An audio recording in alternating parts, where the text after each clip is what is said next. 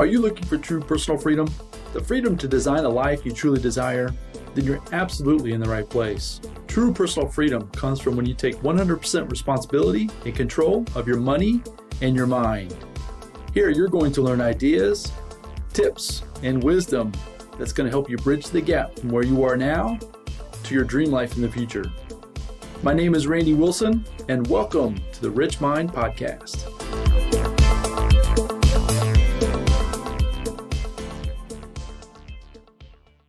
All right, everyone. Welcome back to the RichMind Podcast. Coming back today with another collaboration episode with Joel Salomon. We're having such a good time collaborating back and forth, talking about financial freedom, talking about personal freedom, talking about, we went through his proprietary 5-step stock screen, which was the first 5 episodes or so in this little collaboration series that we're doing, this financial freedom series. And now we're diving into his 9 money rules that millionaires use. And that's what I'm so excited. He's gotten into 2 or 3 of them. And as I mentioned, there's 9. And so today we're going to cover another one of those topics today. I'm going to let him introduce it. I'm going to let him explain it. He was telling me a little bit before we hit record, and yeah, this is going to be a lot of fun. So I can't wait. Joel, welcome back to the show. I can't wait to dive into this one. Randy, thanks again so much for having me. It's really, truly a pleasure and an honor to be here.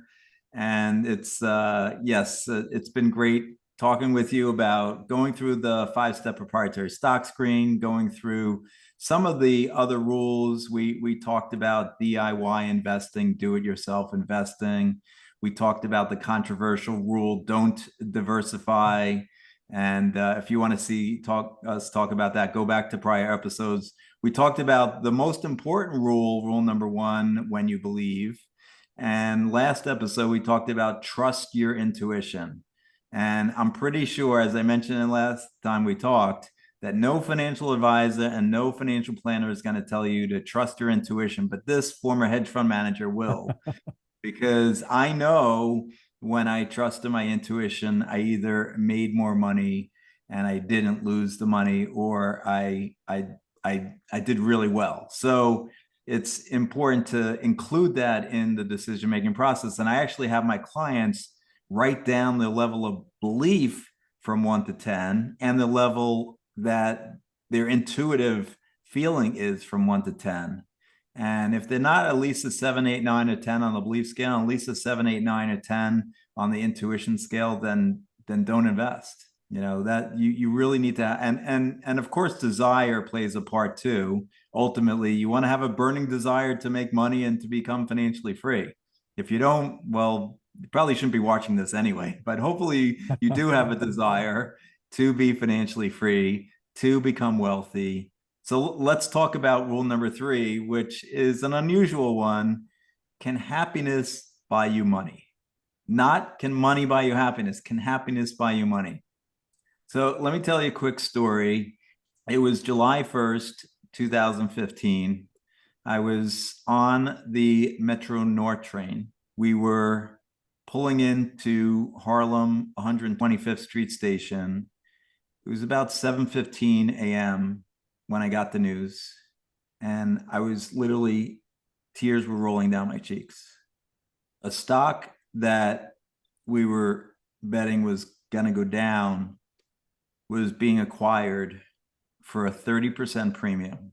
It was going to be the worst day of my career managing money. And why was I crying? Because I was in pain. I felt like I had let my investors down. I was managing my hedge fund at the time, and I felt like I had let them down. And I remember on the train ride going into Grand Central thinking, should I just give up? I don't know if anyone watching or listening has ever felt that way when you've been doing something and something really bad happened and you're like, maybe I should just give up. So maybe some of you have felt that way. I decided not to give up. I put on an uplifting song called Ooh Child by the 5 Stair Steps. You know, ooh child, things are gonna get easier. Ooh child, things are gonna get brighter. And look, the song didn't make me ecstatic, but it did make me stop crying. And I put on a good, calm appearance that day for my colleagues because they knew it was going to be the worst day that we were managing the hedge fund, that July 1st day. And when I was feeling down throughout the day, I put on another uplifting song and another uplifting song. And I went home that night thinking, I feel terrible. What can I do to feel better? And over the next days and weeks, I put together a list of quote unquote happy habits, the things that make me feel good, independent of what's going on in the physical world. Spending time with my daughters, Lauren and Morgan. My company name, Salomon, is named after them. Laura for Lauren, Moore for Morgan. At the time they were much younger. They were 6 and 4, 7 and 5. And so spending time with them, playing games with them, that was fun. Maybe going on vacation with them, reading a book, going for a jog, getting out in nature, writing down, just getting stuff out of my head, writing stuff down, journaling, some people call it, visualizing what I want it to happen. And, you may want to write down your own list. It could be, spending time with your loved ones, or you may have a dog or cat that creates unconditional love for you, petting them or playing with them. So make your own list. And I found that it actually, unconditionally made me happy, these things. I didn't have to, I realized that up until that point, if I made money at my hedge fund, I was happy. If I lost money, I was sad. And by the way, I didn't make money every day. If I made money 60% of the time, I was really, really happy. But generally, it was about half-half. So imagine living your life half the time unhappy because you're conditionally trying to make money for your investors and yourself. And that threw you off every day.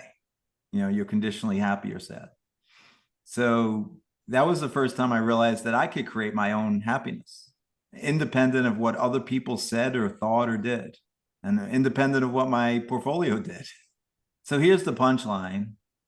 In August and September of 2015, I had my best 2 months managing money relative to the overall stock market index. My fund was up 3%.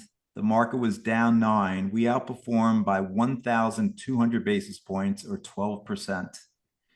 And I will tell you, to this day, I credit my happy habits, those 2 months. I was doing them religiously every day, disciplined, creating more and more, getting more, spending more time on them, that helped me make the money. And I wasn't staring at the screen. I actually it was the first time in my career managing money, I took 2 weeks off in August. And I didn't look at the screens all day. I spent one day with my daughters at Disney World. I spent another week with a buddy of mine in Croatia. And we weren't he was a mutual fund manager. We weren't staring at the screens all day. We were enjoying ourselves. And, going on vacation being by the sea, being with Disney characters, that can make you feel better, and not focusing on the volatility of the stock market. So anyway, I would recommend writing down some happy habits that you can do for yourself and go to them. So maybe you're feeling worried or scared about your money situation. I know some of you are looking at the stock market every day and not being too happy in the month of September. We'll see what happens in October.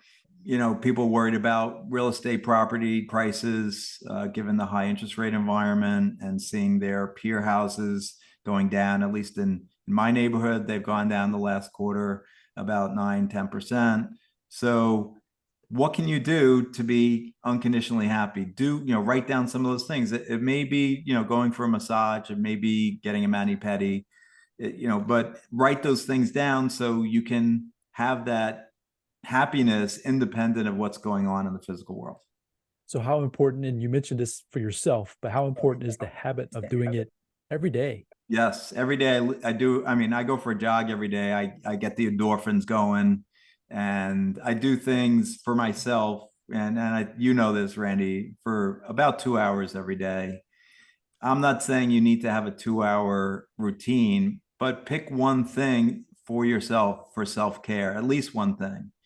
And yeah, I do write in the morning for I time it. I write for 5 minutes, just getting any of those negative thoughts out into the paper until I'm not perseverating on them. I visualize. That makes me feel good. I think about what I want to happen rather than what I don't want to happen. I'm thinking about that next client I'm helping become financially free, or traveling, or being in that dream car, whatever it is.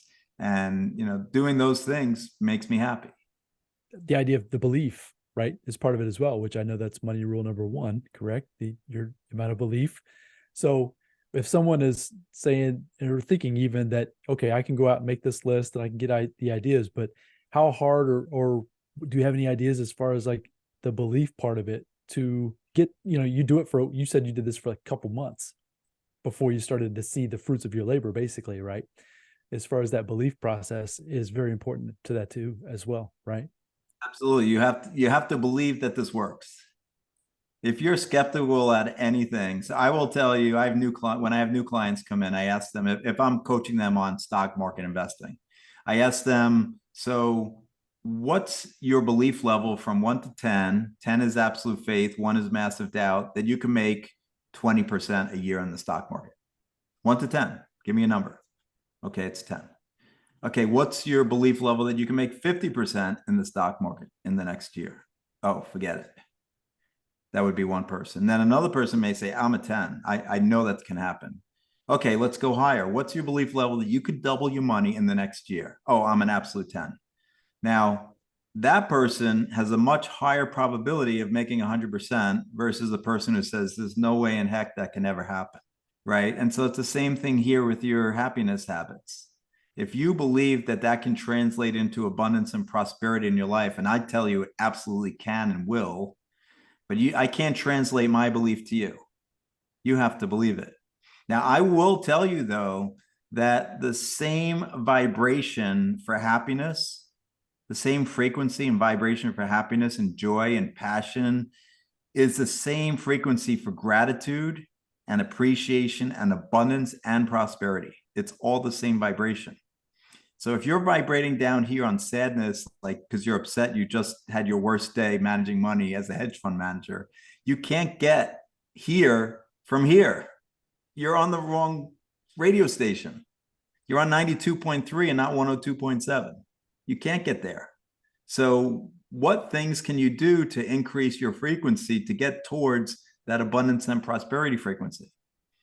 And I recommend doing these happy habits. Love it.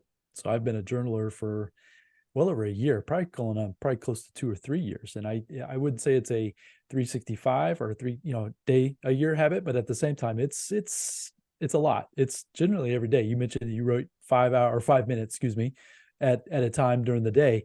And I find that exercise has been very helpful for me as well. Getting whatever's going on there. I don't really sit down with an agenda of what I'm going to write. I literally just sit down, I open my journal, and I just kind of let what's flowing in my mind flow through my pen on my paper.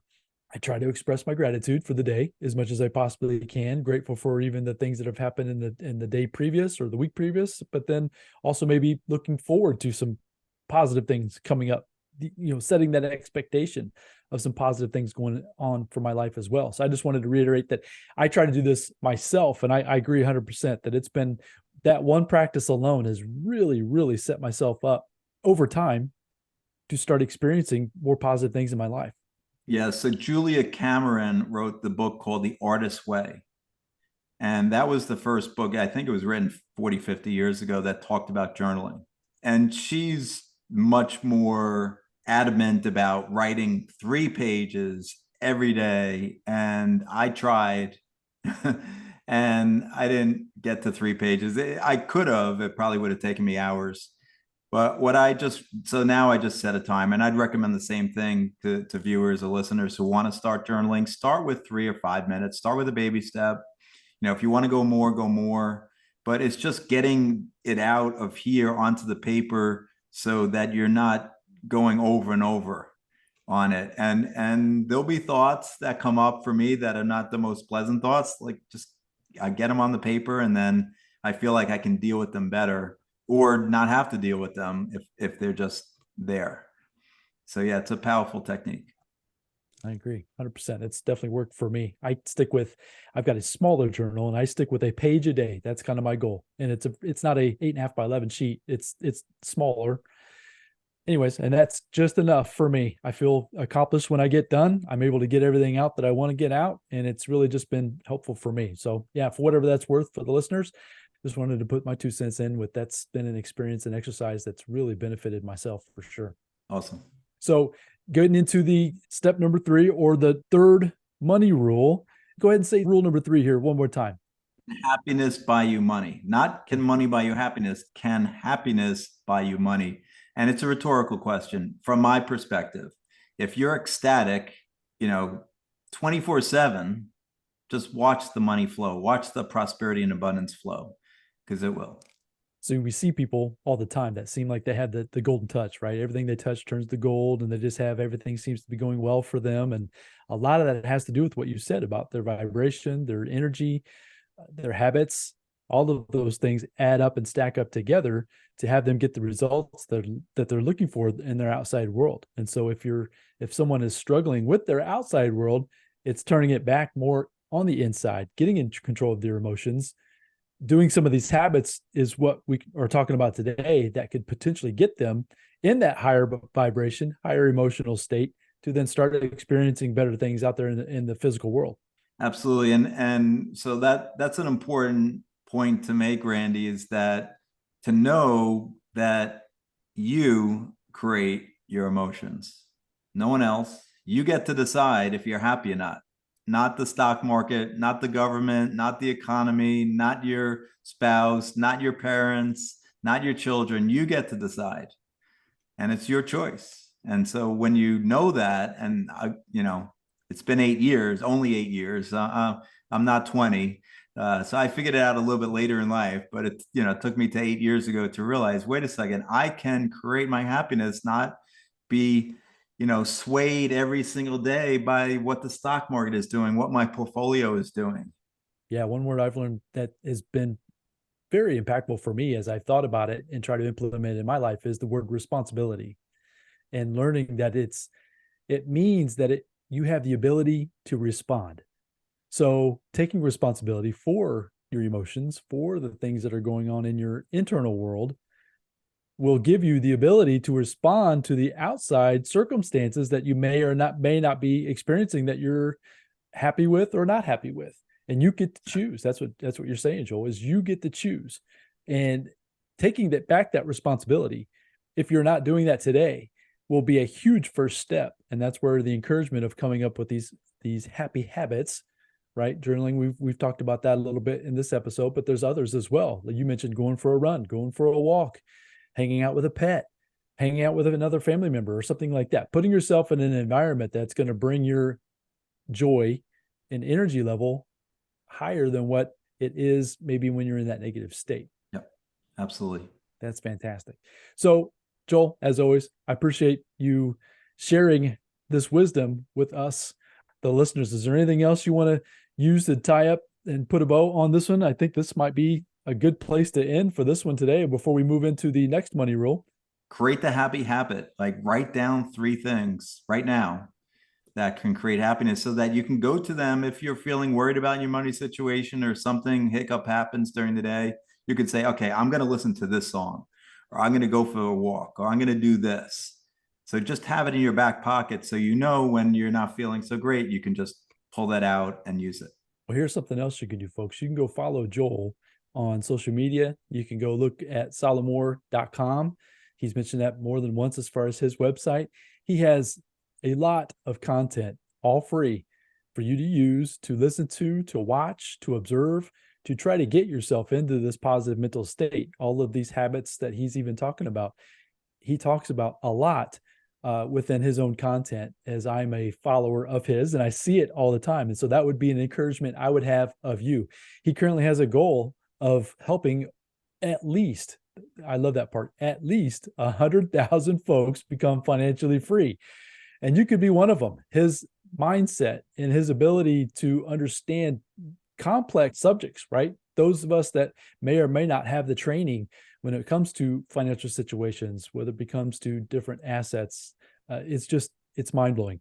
And so that's where I'm super grateful that he's joined us here on the podcast here with these episodes. So Joel, I appreciate it. We're going to have all the links to getting connected with Joel in the show notes. Go out there and grab his book, The 9 Money Rules Millionaires Use. That would be a simple thing that you could do to start plugging new information into your mind that may be the exact thing you're looking for that could catapult yourself into this new place in your life. And who knows what that could bring for you, which is super cool to even think about. So Joel, as always, man, I appreciate you being on the show for sure. Thank you, Randy. Appreciate you.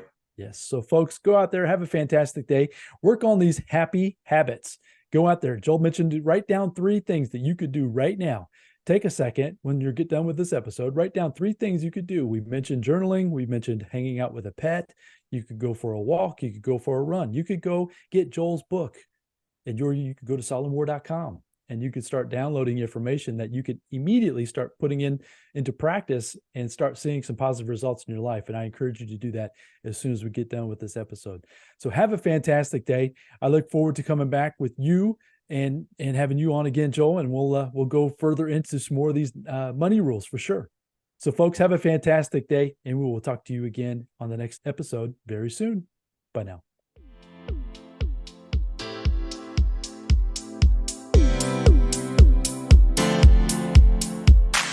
Thank you for joining me on the RichMind Podcast. I hope you found a ton of value in this episode. If so, I'd really appreciate a 5-star review, and you can also share it with your family and friends. And as my mentor Jim Rohn shared with me, in order to have more, you must first become more. And in order to become more, you must work harder on yourself than you do on your job.